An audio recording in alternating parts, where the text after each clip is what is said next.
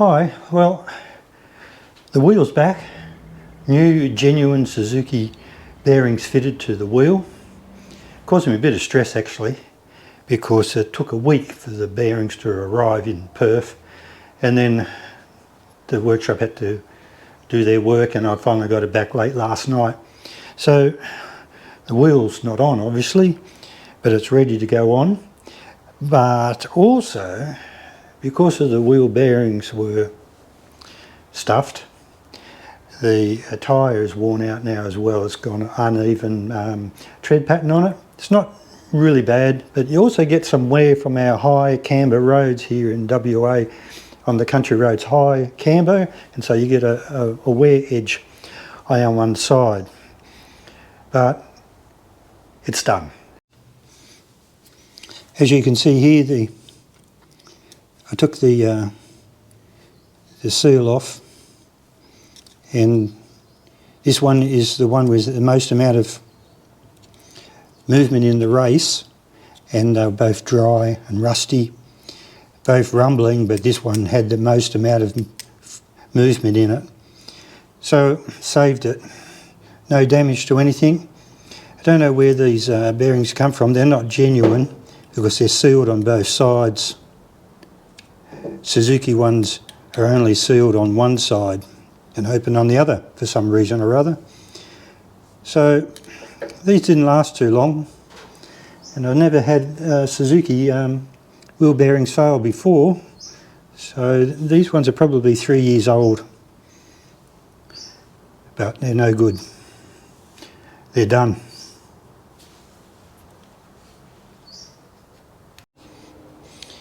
And you can see the wear indicator there, just off the centre line, is worn down on this side of the right hand side of the tyre,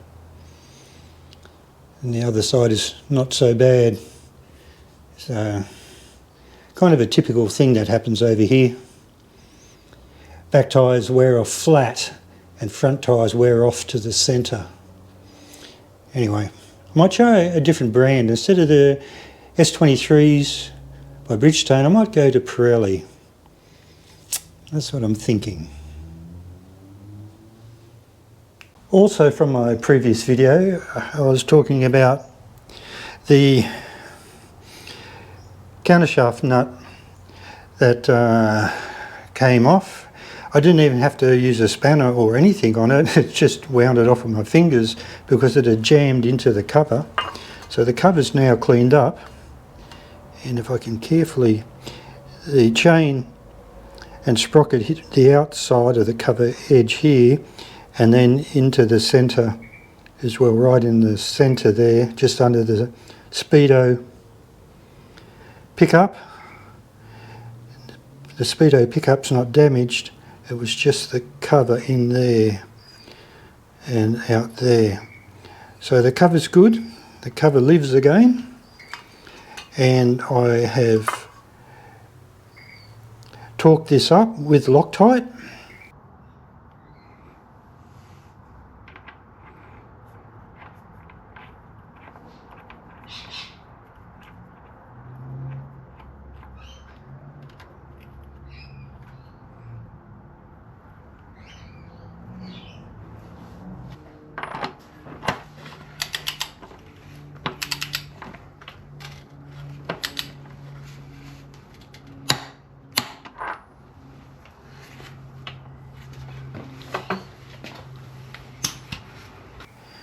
It took a bit of research to find. I haven't got a owner's manual, but I looked it up online for the torque. I'll put it up on the screen.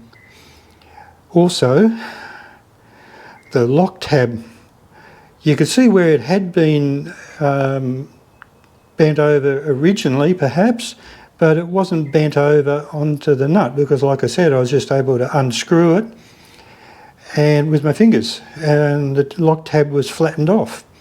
So I don't know what went on there. I checked the gearing. I don't know if the previous owner had changed the gearing, but no, it's the stock gearing.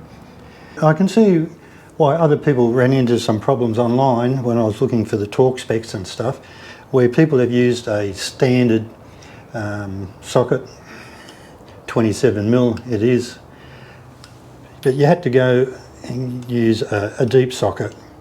It took a couple of shops. I've finally found Milwaukee socket from Sydney Tools.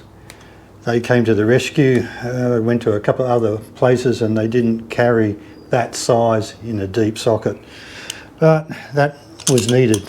Couldn't do it out because if you tried to undo it, if it was tight, it would have rounded off the nut and it would have been stuck on the shaft, and that would have been a real drama. But in my case I was lucky because I was already loose. But to torque it back up, I had to get the socket, and also I had to get a really big pair of multi-grips so that I could get in there and bend that tab over without hitting away with spanners and chisels and stuff like that. So another one, Milwaukee again, that was about 70 bucks these, but I needed that reach for the jaw reach from, you know, there into there. I needed that so it could get over this nut. And I can see where this nut has caused people trouble because this is for the Speedo pickup, whereas on the Suzuki you have a nut for the sprocket and then a separate pickup that goes into the centre. So you undo the pickup first and then you've got a normal nut, and then you could use a normal socket. But this case, no. Kawasaki put it all in one. Now while I'm here, I'm going to do an oil change with an oil filter. See where they tuck it up into here inside there like that? They make it look very compact. And also I'll do a coolant change because there's the water pump there, and we can take that hose off there and drain the fluid out and replace it with some new stuff. And what I would really like is a quick shifter.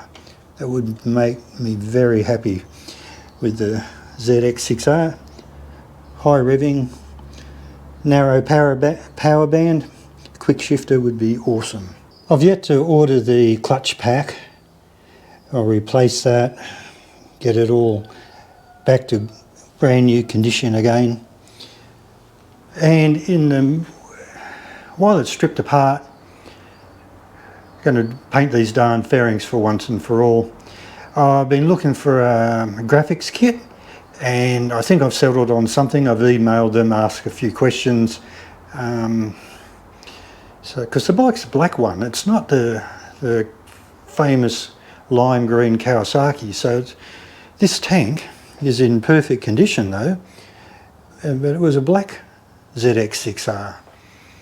So I kind of made up my mind and we'll get on with that as well. There's a little tailpiece on it too, little cover. It's quite neat. This Öhlins steering damper, had a bit of a play with that as well, and it's quite effective. So this bike doesn't shake or carry on at all. It's sweet. A lot of young riders should really look at second-hand 600s. Good bike to learn on. As a friend of mine says, you know, he does track days on his Gen 2 Hayabusa, like I was doing on my Gen 1, and it's lazy. You know, you become a lazy rider with all that torque. You don't even change gears much at all for a whole lap. But with a 600, you know, you've got to keep it singing, and it sort of develops your riding. So if you made it this far, thank you very much. And I'll get back into the TLR as soon as I can, now that I've got the wheel, and so I can continue sharing my riding tips with you guys that have subscribed for that. Thank you so much.